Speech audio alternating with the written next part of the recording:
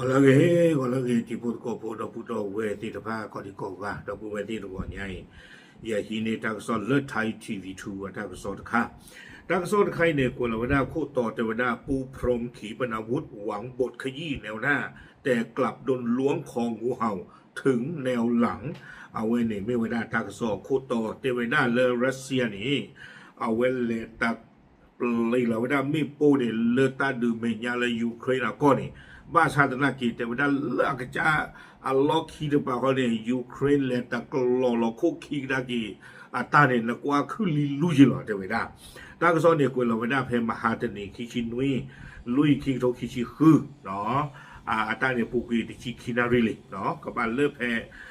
มหาเลิมุนาคอตะกป้าตั้งซ้อนในกวยเวลาสุเมียแต่เวลารัสเซียเปิดเกมถล่มยับแต่ยูเครนสวนหมัดเจาะลึก 1,600 กิโลทะลวงฐานอูรัลเนาะแต่เวลารัสเซียเนี่ยเอาไว้โอ้ถ้าเวลาเกมเมตาเลตาดูเนี่ยใจเราเวลากลงผ่านโดคลีเนี่ยเลยยูเครนก็เนี่ยคือลิลูเวลาบ้าชัดนักกีฬาตึกเลยเวลาเนี่ยยูเครนกับปาก็เลยว่าเรายากนักกีคือกันเลยแต่เพื่อก่อไม่ได้มีเลยอูรัลจอจูเราแต่เรายูเครนก็กิโลตะกะโทคือกันอย่างเรายูเครนแล้วเปิดเราคู่คิงได้ที่เนี่ยคือลิลูจิหล่อตัวเองวิลล์เนี่ยเทวดาสรุปใครคุมเกมฝ่ายเปิดฉากโจมตีหรือฝ่ายที่เจาะกรอดทะลวงใจกลางความมั่นคงสำเร็จเนาะเอาไว้ดูอุทธรณ์ตาตีกว่าเทวดาปวดตาดื้อตัวใหญ่ไม่มันจะเอาไว้คอนโทรลเกมเลยตัวเองว่าแล้วเอาออท่อชูตาดื่มเมตาขวา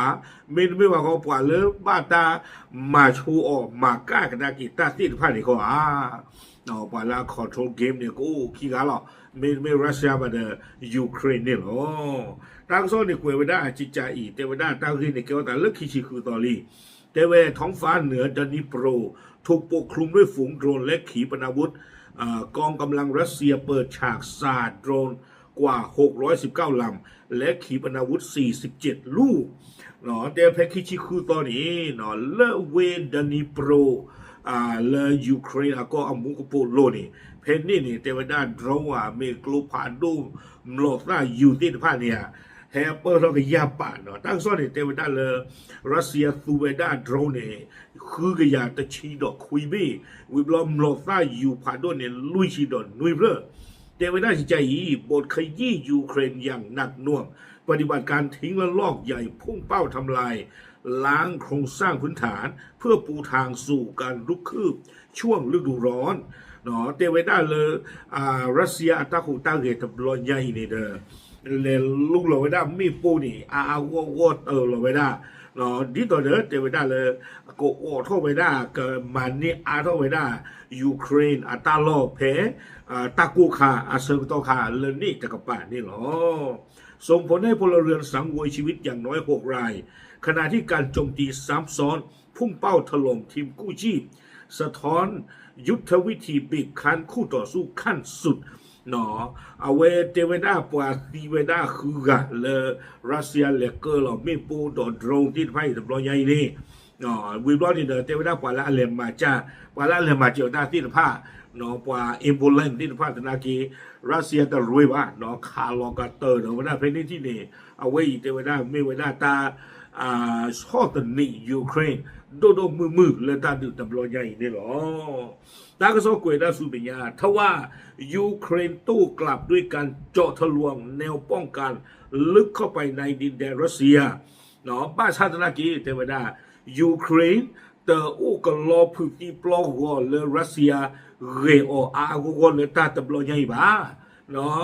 ยูเครนนี่บลิกนากิเลรัสเซียล็อกคีดกับปากเก้ในให้ขาลายายเพย์ไม่อยากเล่นล็อกคีตาลอฮู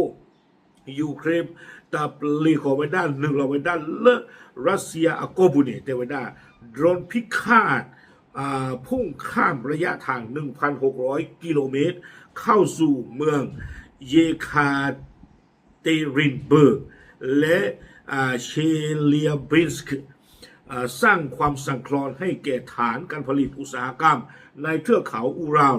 จนเจ้าหน้าที่ระดับสูงของรัสเซียต้องออกมายอมรับว่าพื้นที่ดังกล่าวได้แปรสภาพเป็น Zone of Imminent Threat เขต ภัยคุกคามระยะประชิดเนาะตั้งซ่อนในกวยเวดาจิจาอีเตเวดาเลรัสเซียเขานี่เด้อเอาวิตาสู่ยูเครนเขานี่เอาเวสุโคคีกระดาเกเวดาโดรนลายูตาจีไม่เลยเนี่ยเด้อยูเครนตาติตาบ้าจิจาอีตัวบ้าแล้วก็อยู่เวดาตื่นเลิศกิโลตะกะโทเนี่ยเป็นเรื่องยากเนี่ยเพชรกิโลลาชีวะเนี่ยขาเคลีตัวเนี่ยเนี่ยเลยอยู่เราเวดาแล้วรัสเซียก็ปุ่นเนี่ยกิโลตะกะโทคือยาเลยหนึ่งเราเวดาเราเวคิเพลอแต่เวดาเนาะเยคาเตรินเบิร์กแต่เพลอเวบลอนี่เดเชเลียบิสก์แต่เพลอเพราะว่าเตเวดาเทนนี่หรอกดูเกเท่าเวดาตาพึ่งที่ปลอกวัวตาหาวัวเลยก็เวดาการผลิตอุตสาหกรรมไม่เวดาเวลแฟคทอรี่เอาเวหมอเนาะเวลแกโรงงานจะนี่ดอกเวที่ว่าเนี่ยอุเวดาเลืออุเรากระเจอกระชูเตเวดาเนาะยูเครนตั้มมาตบล้อใหญ่กว่าตั้งก็โซเตเวดาเลยรัสเซียเอาป่าบ้าหมู่บ้านด้านนี่บ้าเฮโทลอยอเวดาเลยเตเวดาลอกวัวเพนนี่เกเราเกเวดา zone of imminent threat อยู่กับเวดาเลยเขตภัยคุกคามระยะประชิดไม่เวดากดจะเล่นเนาะเกเวดาตาบ้าตะเกอดตาโกตาเคมินไม่บอกเขาดูดาตาหูตาเรเลบุตีโซนนี่หรอนั้นก็ไม่มากกว่ากิโลนึงตบบุบานะเฮ้แต่ก็ทุกคือยากิโลนี่แต่ไม่ตาบุบานายโยก็สาธารณะโคจรแต่ละแม่คิดก็คิดถูกเลยพายิญาเพราะไม่เจอหรอกพายิญาโคตรตอนนี้เนี่ยรัสเซียเนี่ยเวฟูเวด้าเรื่องระยะประชิดเราชมไม่ตาข่าวว่ามาตาดิตอนนี้บุตีตาข่าวต่างๆเวออดูเวด้าตามาก้ากันนะเขตเลยยูเครนตาตบรอนยานี่เนาะแพ้ขี้ชีเป็นต้นแล้วมันก็แพ้ขี้ชีคู่ต้นนี่วิบลอนี้แต่เวด้ารอยร้าวเบื้องหลังแนวรบเริ่มปรากฏชัดเมื่อมิคาอิลสวินชุกบล็อกเกอร์สายทหารชื่อดังของรัสเซียออกมาตีแผ่ความสูญเสียภายในเนาะแต่เวด้าเลยตาหล่อโคตบลอนใหญ่นี่เราไปแล้วปาพลาทอลอกเตอร์ตาตะกาอามิลมิคาอิลสวินชุเนาะเกวดาบล็อกเกอร์เลสื่อที่ตะกปาตากโซลอชอนตาเลรัสเซียตะกปาเอาไว้เฮปาพลาทอเวดาตามบ้านดูบ้านที่ตาหากวเตเวดาโดยระบุว่ากองทัพเผชิญปัญหาการขาดความสามัคคีนำไปสู่ความสูญเสียมหาศาลเอาไว้โพลเวดาเตเวดาเลยรัสเซียตะกปานี่เลือดสุขสุดหน้าปะตอนนี้ตาผมมิโลตาตัวอุบาตาคูตาโผตัวอุบาเตเวดาครอบครัวเลยตาเรียดีอะคนนี้ดูเกเท่าเวดาตาหาวก่อนเลยตาตะบลอนยาอีดูมือหรอสู้เวดาเลยมหาศาลหนอมหาศาลเนี่ยดูมือหรอวิบลอเนี่ยเตเวพร้อมยืนยันตัวเลขสะเทือนกองทัพว่า80%ของความสูญเสียด้านกำลังพลของรัสเซียในปี2025เกิดขึ้นในกลุ่มอาสาสมัครและทหารรับจ้างที่ปฏิบัติการในกลุ่มจู่โจมขนาดเล็กและถูกส่งไปปฏิบัติภารกิจ on the move เนาะเอาไว้ป่าพลาทอกระโดดเวด้าจะอีกแต่เวด้าตาฮาวนี่แต่ไม่เทเลตาตะบลอนใหญ่บ้าเนาะเอาไว้เทเวด้าจะอีตาฮาวนี่เป็นมีมากกว่ากันดากีมลากยาขัวชีสาทอเลิกคีโตคีชีเยนี่เนาะสื่อโพสต์โพลาซีที่บ้านเนี่ยไม่ได้สื่อเลปกติจะเราอะไรตู้เลดดูตาที่ผ้าวิบล้อนี้โดนสื่อเลอะไรตู้งาโอรัสเซียจีที่ผ้านี่หรอเนาะปาที่ผ้าเนี่ยบ้านดูบ้านที่ผ้านี่เนาะดอกปาที่ผ้าเนี่ยละตาหูตาเหรนเลบ้านตาเชื้อเลขาตาเนาะบ้านตาเชื้อตัวที่ผ้าเลตาเมียนี่operation เนี่ยโควิดมีเลย on the move operation นี่หรอเอาไว้ดอสีไว้ได้เลยตาบ้านดูบ้านที่เกทอดูมือนี่เนาะเมจิวิบลอนี่เนี่ยลาปูคีนี่เนี่ยครอบครัวรัสเซียตะกป่าเนาะตุโคตุนาเนี่ยตาคูตาโพตุอุบาโคตตาดอนี้ดูเกทอไว้ได้ตาติกาปราเลสุตุงาที่ตะพาวอสุเลอมือซาเลดูเจอตาที่ตะพาวอนี่หรอวิบลอนี่กวยไว้ได้สู้เมียนเจแต่เวลาเมื่อการทำลายล้างแนวหน้าถูกสวนกลับด้วยการเจาะทะลวงแนวหลังสงครามจิตวิทยานี้จะจบลงอย่างไรเนาะแต่เวลาเลยรัสเซียตาหูตาเร เลกำมันเล่ท่อไปได้ตาลอตากเลคุณเลเตอร์แล้วไม่พูเลตาเมียบ้าสาบ้าตามหมากกากดักเกี่ยวเลอ่านอกจากเอาไว้อาฮิล็อกฮีตบลอใหญ่นี่มาตาดิตัวเด้อ